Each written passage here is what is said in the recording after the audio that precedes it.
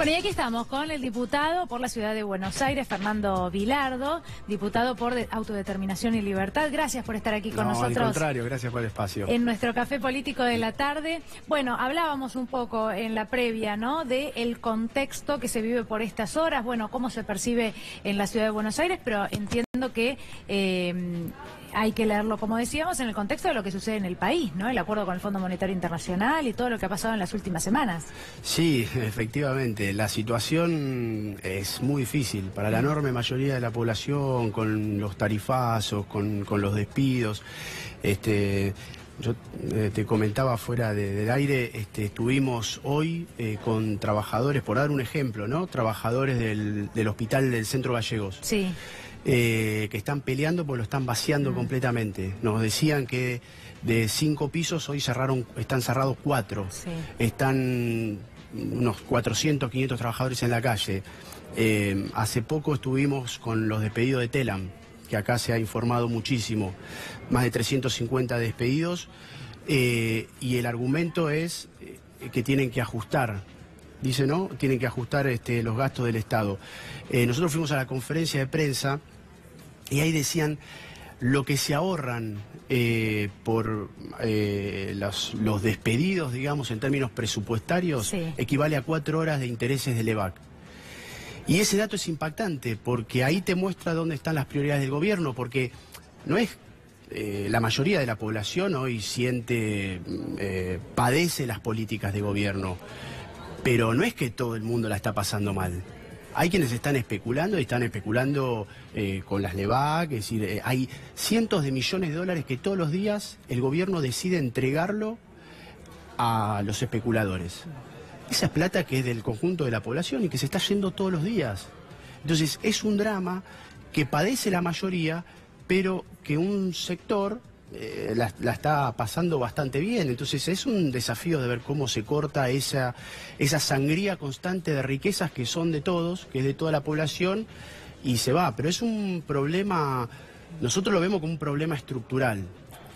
Es decir, hay un problema que es de estos días que se ha agudizado, pero vemos que es un problema de arrastre de muchos años atrás. ¿No tiene que ver o no lo relacionan puntualmente con el fondo, con el Fondo Monetario Internacional y este acuerdo? Bueno, efectivamente, el acuerdo con el fondo es lo que abre la puerta para acelerar el proceso de ajuste. Si el gobierno pero el gobierno va al fondo porque ya sabía previamente que los sectores, el establishment económico le estaba exigiendo, tiene que avanzar con el ajuste. Bueno, va al fondo precisamente para avanzar en esa política. Lo que pasa que, a diferencia de lo que estaba haciendo antes, que era perjudicial para la enorme mayoría de la población, ahora el fondo viene a auditar todos los meses, o cada 3 meses, que ese ajuste lo implemente. Cuando decís a diferencia de lo que estaba haciendo antes, ¿te referís a...? A que antes... o sea, el ajuste lo estaba implementando, pero no tenía una auditoría. Bien. Hoy es Lagarde la que está gobernando, por decirlo de alguna manera, ¿no? Todos los meses, como el proyecto del gobierno depende del endeudamiento, antes también, pero eran los bonistas. Ahora depende de los préstamos del Fondo Monetario Internacional. Bueno, el fondo le dice, nosotros te prestamos, pero mientras tanto tenés que avanzar, acelerar con la política de ajuste, si no te dejamos de prestar. Y bueno, este es el drama que vivimos y las perspectivas difíciles que tiene la población. El problema, o por lo menos nosotros la pregunta que hacemos y nos hacemos es cómo uno llega hasta acá. Porque nosotros insistimos mucho, el problema no es, el gobierno viene diciendo que se necesitan inversiones y como no llegaron las inversiones, entonces tiene que recurrir al exterior. Antes eran con los bonistas, ahora es con el Fondo Monetario Internacional. Nosotros hicimos al revés. Acá no es que se necesitan que venga la plata. El problema es que la plata no se vaya. Y este es un problema que nosotros lo queremos poner en un marco más de fondo. Sí.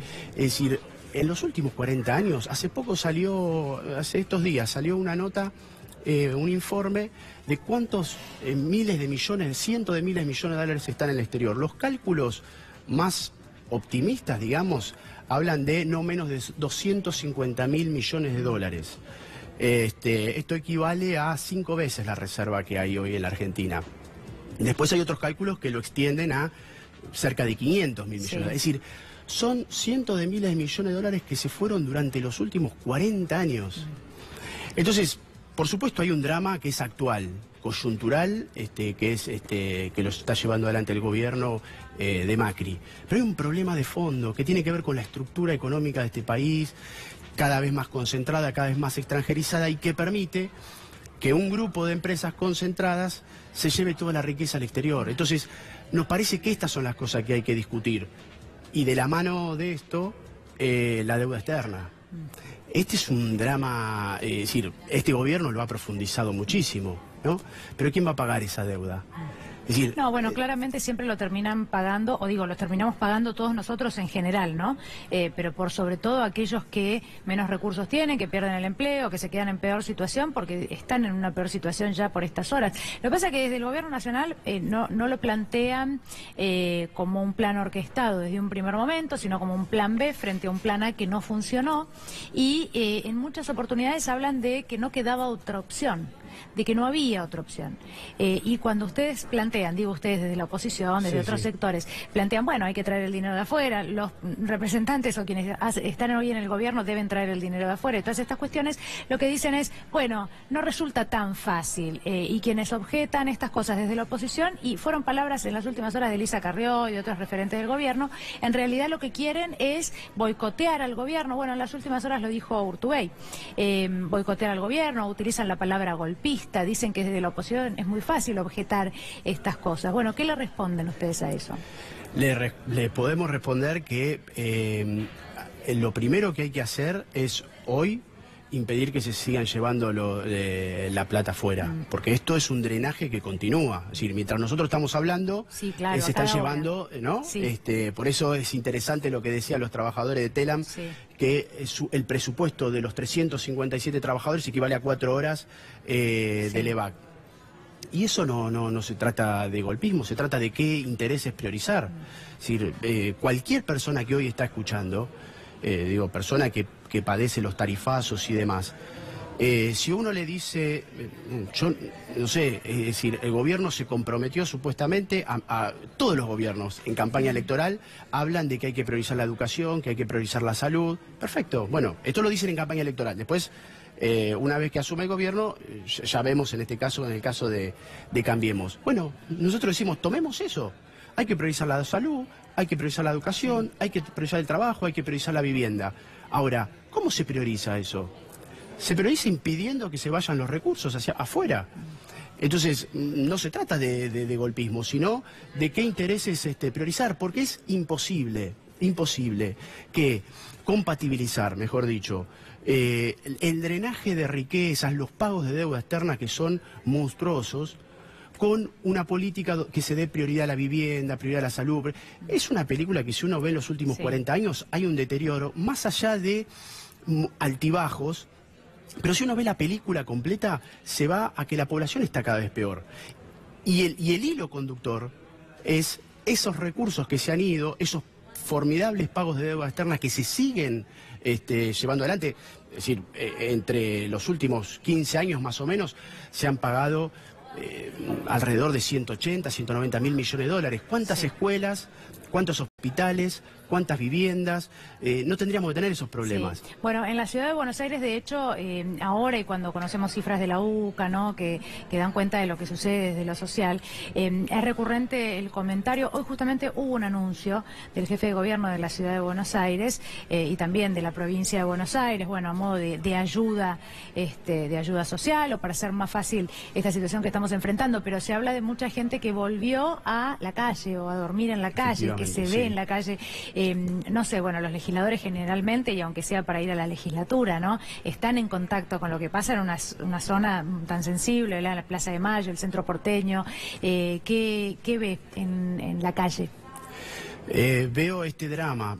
Casualmente no, producto de estas políticas, los trabajadores de promoción social de la ciudad de Buenos Aires denunciaron que murió una persona en situación de calle la semana pasada. Sí. Y es un drama porque no hay ningún tipo de justificación que en un distrito como el de la Ciudad de Buenos Aires, haya personas que se mueren. Una persona que estaba acampando en la calle, estaba enferma hace 5 meses, se había hecho la denuncia y ahí quedó. Esto no es un golpe bajo que digo, ¿no? Digo, no entra en ninguna lógica que una persona ni se muera, por supuesto, en la calle, ni viva en la calle con la cantidad de recursos que tiene la Ciudad de Buenos Aires. Bueno, incluso hay refugios, más allá de esto que vos estás planteando, que entiendo que tiene que ver con otra cosa, desde la ciudad responderían que hay lugares para que estas personas vayan a dormir. Bueno, cuando uno habla con una persona en situación de calle, yo prefiero que no ir porque me roban, porque tengo problemas, prefiero estar en la calle. Entonces, cuando te contestan eso, uno se pregunta cómo serán esos refugios. Bueno, pero ¿será así en la totalidad de los casos? Me pregunto yo, porque también es justo decir que, bueno, habrá casos particulares, gente que hace años que está acostumbrada a vivir en la calle, bueno, hay miles de casos. Lo importante es que los refugios estén y que funcionen como corresponde, sí, a eso voy. Teniendo siempre en cuenta que con refugios se está por detrás, digamos, eso es una asistencia, claro, ¿no? Digamos, si nosotros, y vuelvo al tema de la riqueza a nivel nacional o al nivel de la Ciudad de Buenos Aires, hay recursos suficientes para que ninguna persona esté en la calle hoy. Entonces, siempre hay que pensarlo como una asistencia a un drama que se está yendo por detrás. Sí. Bueno, la cuestión económica, lo que ha pasado con el dólar en las últimas semanas, incluso el acuerdo con el Fondo Monetario Internacional, cuando uno ve lo que sucede o sucedió en Grecia, lo que dejó en Grecia, en el caso de Haití también, bueno, y en los últimos años, situaciones realmente muy, pero muy complicadas. ¿Qué es lo que se viene en la Argentina después de este acuerdo? Lo que se viene es una pelea. Es decir, por el lado del gobierno ya sabemos lo que va a intentar, lo hablamos recién, es lo que le está exigiendo el Fondo Monetario Internacional y es lo que el mismo gobierno, para eso se acercó al Fondo Monetario Internacional, tenía planificado. Avanzar con el ajuste en empleados públicos, ya se emitieron, no se va a permitir nuevas contrataciones. Sí, hay pero contratos que se terminan. Contratos que se terminan, es decir, de parte del gobierno el ajuste. Pero digo que es una pelea porque depende de la población enfrentar ese ajuste. Y esto es muy importante porque uno escucha algunos sectores de la dirigencia política y ya está pensando en el 2019. Entonces, ¿cómo hacemos unos acuerdos? La oposición. Sí. Y la pelea es hoy, la pelea es mañana. Entonces, el desafío es que la población tome en sus manos esta pelea. Nos parece que se vienen tiempos en donde hay que mirar menos para arriba y hay que ver más al del costado. Nosotros sí, resolverlo inmediato ayudaría a llegar mejor a un 2019, claramente, debería ser así. Sí, el ejemplo de diciembre, dos ejemplos. El ejemplo de diciembre, sí, lo que pasó con la movilización, los cacerolazos, la reforma previsional, sí, y después que el gobierno se dio cuenta que no tenía fuerza para avanzar con la reforma laboral, sí, que hubiese sido nefasto para el conjunto de los trabajadores. Bueno, eso fue producto de la movilización, no de que hay que esperar al 2019. Se movilizaron ahora. Y el otro ejemplo es lo que están haciendo las mujeres. La mujer es un ejemplo muy importante. Que no es que están esperando que tal dirigente o tal dirigenta de algún partido les diga, bueno, hay que hacer esto, hay que hacerlo. Se movilizan, se autoconvocan, construyen fuerza desde abajo y lograron un éxito histórico. Primero, que se instale el debate sobre el aborto. Sí. Después, que logren la media sanción en diputados. Y ahora nosotros creemos que eso corre riesgo de que en el Senado terminen transando, que es lo que están intentando hacer con la Iglesia y demás, para obstaculizar un legítimo derecho a interrumpir voluntariamente su embarazo. Entonces, por eso nosotros decimos, en ese caso específico, que las mujeres tomen de su mano, que no esperen hasta el 8, que se movilicen ahora, porque si no se pierde esta pelea. Bueno, ese ejemplo que están dando las mujeres, la movilización de diciembre, para nosotros es el ejemplo a seguir del conjunto de los trabajadores. Si ellos se pudiesen movilizar, autoconvocar para enfrentar estas políticas de ajuste, eso no avanza. Pero eso está en manos de la población. Sí, sí, y claro, es verdad también que hay gran parte de la población a la que tal vez todavía no le toca tan de cerca, o mucho menos en la ciudad de Buenos Aires, ¿no? Hablamos de trabajadores que han perdido el empleo, sí, algunos que lo han perdido hace mucho tiempo. Hoy tal vez los aumentos en los precios sí están afectando a todos por igual, pero bueno, tal vez hay algunos sectores que todavía tienen un poco más de recursos, ¿no? Y es más difícil que se manifiesten en este caso o en solidaridad con el otro, seguramente. ¿Y qué pasa? En los últimos días hubo algunas declaraciones, pero esto a nivel nivel nacional, ¿no? Elisa Carrió con los radicales, Marcos Peña que sale a decir que, bueno, no hay que hacer declaraciones desafortunadas, y algo que parece, bueno, haber generado algún ruidito. Mencionaba usted como ejemplo el mes de diciembre y la reforma laboral, y no se avanzó porque hubo cacerolazos. ¿Cómo ven el clima dentro de Cambiemos? Bueno, también en este caso en la ciudad de Buenos Aires, ¿no? Ahora. Primero muestra lo que es Cambiemos originalmente, ¿no? Es decir, Cambiemos era una fuerza de Capital Federal, hicieron un acuerdo con las radicales para sumar unos votos más, que eran pocos. Originalmente los votos del PRO eran 20 y pico %. Para ir sumando, juntaron los radicales. Para ir sumando un poquito, sumaron a Carrió. Pero eso está agarrado con alfileres. Es decir, es parte de la crisis de representación que hay para nosotros, ¿no? Es decir, el vaciamiento de partidos y demás. Sí, se juntan para lo electoral. Cuando después tienen que gobernar, pasa esto. Pasa esto no en cualquier momento, es decir, no es anecdótico, digamos. Es un momento donde el malestar crece. Diciembre, nosotros hablamos, diciembre marca un quiebre en cuanto a las expectativas de la población hacia el gobierno.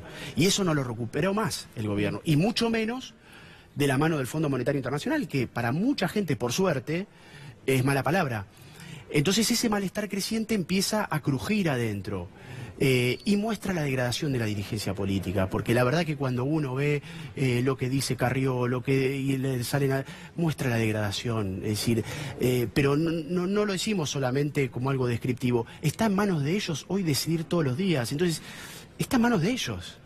Por eso nosotros planteamos tanto el desafío de construir desde abajo, y porque ponen votos a personas que salen diciendo este tipo de cosas. La verdad que es una expresión de la degradación, fundamentalmente. ¿Qué pasa en la ciudad con los artistas callejeros? Bueno, la están peleando también, como muchos sectores en la población. En este caso porque el gobierno está avanzando en el cambio del código contravencional, y específicamente en el caso de los artistas callejeros es muy grave, porque lo que modificaría este código es que un anónimo puede hacer una denuncia por ruidos molestos. Sí. Hasta ahora, bueno, tiene que ser una persona, un particular, presentarse con DNI y demás, y acá es un anónimo.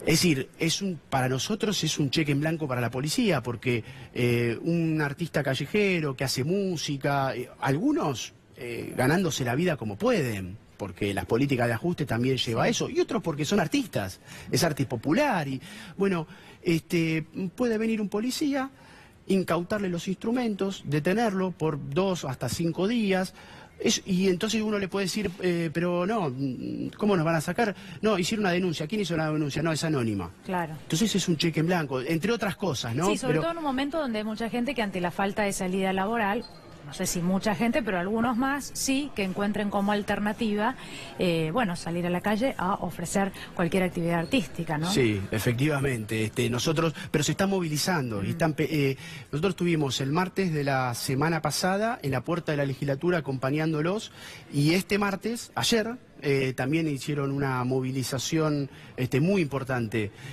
para poder frenar lo que sería esta modificación al código. Te pregunto por último, hace un tiempo estuve en la Villa 31, bueno, hace tiempo que el gobierno de la ciudad está tratando de trabajar allí para lograr de alguna manera urbanizar, que la gente de la villa salga y se mezcle con quienes están en la ciudad, porque aunque no parezca, a veces es muy difícil, sobre todo para quienes están afuera, ingresar en la Villa 31, que sí, es un mundo aparte, ¿no? Pese a que hay algunos casos, yo hablé puntualmente, por eso lo puedo decir, con algunas personas que van a trabajar a diario a la villa, algo que es llamativo, uno pensaría que eligen no meterse, pero ¿qué es lo que falta? Bueno, falta darle prioridad. No, es una respuesta política lo que falta. Así como hablábamos hace un rato de las personas en situación de calle, es inexplicable que hoy 250.000 personas en la Ciudad de Buenos Aires tengan problemas habitacionales. Cuando si hay algo que se ha desarrollado hoy en la ciudad, sí, son los negocios inmobiliarios. Alrededor de 300.000 viviendas se encuentran ociosas, vacías. Es decir, ¿esto qué es el resultado de qué? De que alguien compró para especular. Sí. Mientras tanto hay 250.000 personas que viven en villas o en asentamientos. Bueno, de hecho se intentaba poner un impuesto para aquellas propiedades en la Ciudad de Buenos Aires que se mantuvieran vacías, sin alquilar,